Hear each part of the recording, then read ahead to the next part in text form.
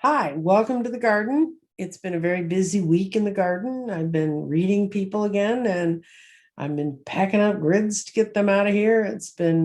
I've not fallen over my cat again, so I just have a tiny little bit left to get better right there. Um, and I never was really that badly hurt. It was just my vanity was more hurt than anything else. Anyway, I wasn't going to do a show today, but I ended up with an hour or so between two clients. And I thought, well, I'm going to pull a card and just see my favorite deck, Inner Child card. And I got the Earth Child. And that is in a traditional deck. That's the 21. That's the world. You see the world in there with them. And it talks about the soul's migration through the earth, learning from the difficulties, purifying the soul. It's like a 2-page thing, but I'm not going to read all that. What I'm going to read is, when this card appears in your reading, powerful and divine influences are just stating within your aura. Embrace them with an open mind. Remember how protected and nurtured you are by the invisible helpers and guides and teachers. You are never alone. Experience the universal harmony emanating from the sun, the sacred nucleus of our solar system, and become the rhythmic beating of your own heart, the radiant center of your own body. So your heart and the sun end up being related. And then it says, as above, so below is true. If for cosmic wisdom is encoded in our DNA and cells, most of all, let the sense of childlike wonder fill your life. See the world with new eyes. Touch the world for the first time. Summon the courage for the rites of initiation that lie ahead. That's the Earth Child. And it struck me as so interesting because it talks about DNA and all that good stuff. And I think if you watched any of my shows before, you know that there's a geobiologist named Rory Duff I listened to one of his lectures, and I'll link to it below. And it is about how in 2018, the Earth and the whole solar system moved away from this protective magnetic cloud.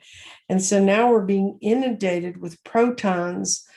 And there's a thing called proton tunneling, not to make you totally paranoid, but it's waves of interstellar energy.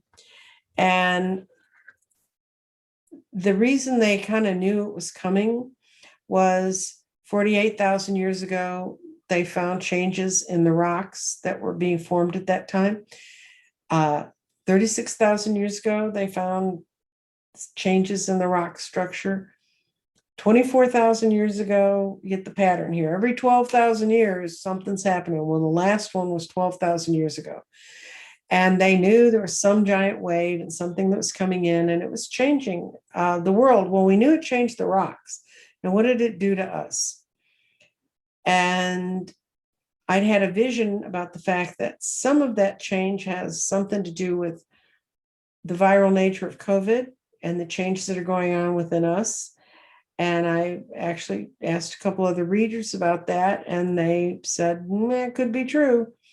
Well, then, the University of Surrey published a very short paper. I'm sure it's a very long paper if you look at it that way, but it was on how quantum mechanics and this thing called proton tunneling is going in and it's screwing with our DNA. And they saw it in a supercomputer. They modeled in a supercomputer and they looked at it. And it talked about how it more closely ties us in with that whole quantum world, which I know like this much about quantum theory. My dear departed husband was a physicist, and he kept saying, they're going to find what you do, the reading and the energy you deal with, they're going to find it in the quantum world. And he told me that in the 1980s. And to the day he died in 2004, he said, they're going to find it. It's out there. It's out there. So one of the ways that I've heard people use quantum theory in how we project and how we change energetically, and I will also post this below, it's Joe Dispenza, and he talks about how we actually have more strength and ability to create ourselves than we give ourselves credit for. When we fall into the old likely patterns, it's not, we don't do ourselves justice as being able to change.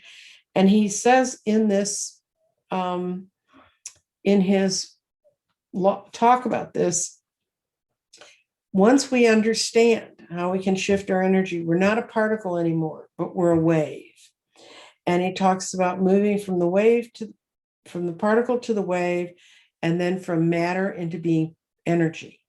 And he said that's where the quantum world joins together with the psychological world and with the world of meditation and human existence and our use of energy. And I had just heard that, his speech about that this morning again. It's something I downloaded a while ago and I listen to periodically because it makes so much sense about just because we think it, just because we have a thought about something doesn't make it right. And boy, do we know that's true about a lot of people we know. But this little guy, he talks about how something's coming in from space and changing us on a very fundamental level. And since I would just botch it up, so if you're interested in this at all, go look at the article from the University of Surrey and see what they're saying.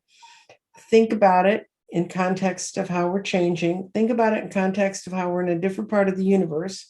So you kind of have to look at Rory's stuff. You have to look at the University of Surrey stuff. And then you have to listen to what some of the wiser leaders who've been telling us how to work with our own thoughts and our own energy fields. And I think it gives us great hope. I mean, our worlds are sort of coming together, and that's what we've been told might be happening to us. And the only reason I even got caught up in this is because when they were talking about rocks being changed over those lengthy periods of time, every 12,000 years, and since I work with rocks seem very permanent to me. But someday I'm going to do a show about the people who thinks rocks are really living beings. And there's some days that I feel like that's true about them too. But anyway, I just wanted to kind of touch in with you and let you know that the last line of this is, summon the courage for the rites of initiation lie ahead. So we have a lot of changes going on around us, a lot of things that have to do with maturation, because in the tarot, what happens is this little guy he gets a backpack and a dog and he walks off a cliff. We go back to the beginning again. So there's some really big changes happening around us.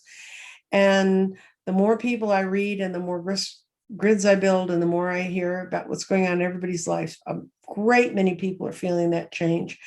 And I guess I'm saying, get on for the ride because it's happening to you anyway, even if you try to avoid it. It's a lot to do with the gardening of our own soul. Getting the soil ready for what we need to plant in it. And I hope some of my lectures and some of the things I've taught you about have given you another way to look at those things spiritually. Anyway, tomorrow night, I will not have a show because I will be with Lilac Lantern, Andrea, on her channel, and we will be having a lot of fun stuff over there. And after that, I'll go back into more of my rocks and things. I've done I'm just doing readings now. I'm not building grids, but I still have all the rocks around me. And for the poor 10 people that I didn't quite get their grids packed up, that's tomorrow morning's thing to do. It takes a lot of time to pack them up, make sure they get to you in one piece. Anyway, take care and have a good evening. Bye-bye.